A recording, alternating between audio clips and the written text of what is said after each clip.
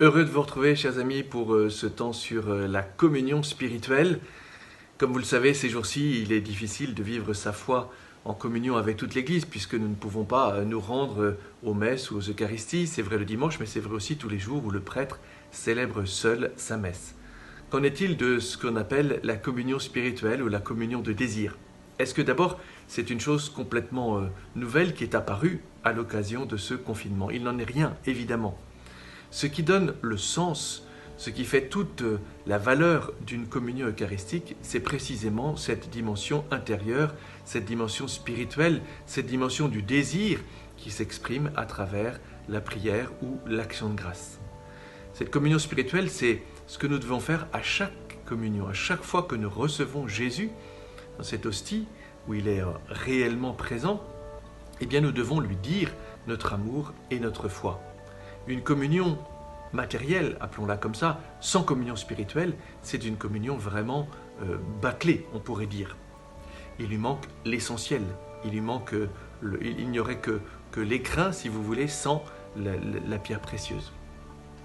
Alors, une communion spirituelle, est-ce que c'est quelque chose qui est vécu de manière uniquement exceptionnelle en temps de confinement ou d'épidémie? Non.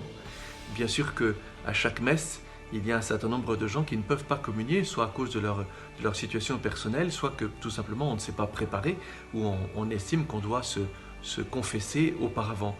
Et c'est vrai que dans nos assemblées, il y a des gens qui viennent demander la bénédiction, qui croisent les mains sur la poitrine et le prêtre, généralement, leur fait une petite croix sur le front et il les bénit. C'est une communion spirituelle.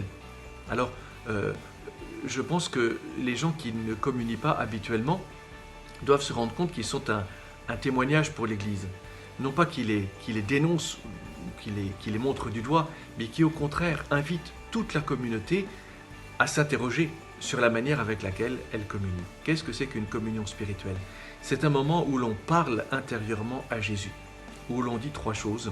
D'abord sa foi, son espérance, son désir et son amour.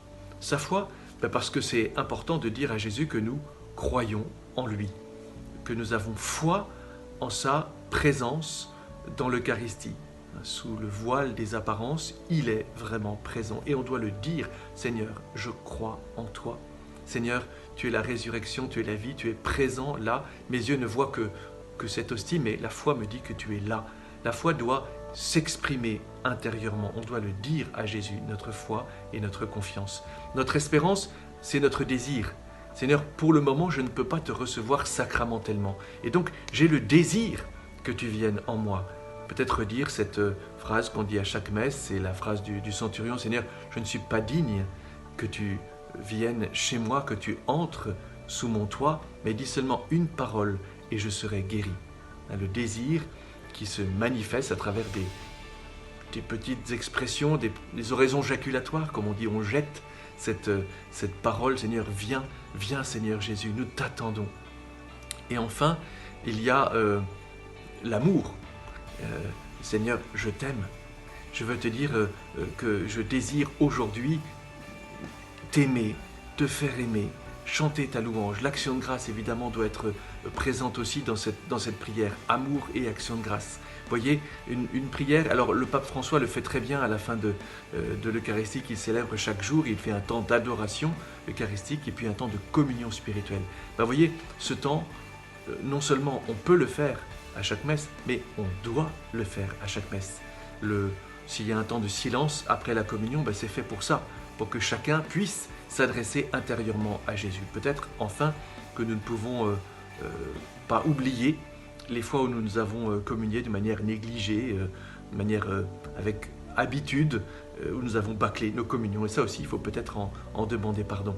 Voilà, pendant cette semaine, semaine sainte, pensez à faire ces communions spirituelles.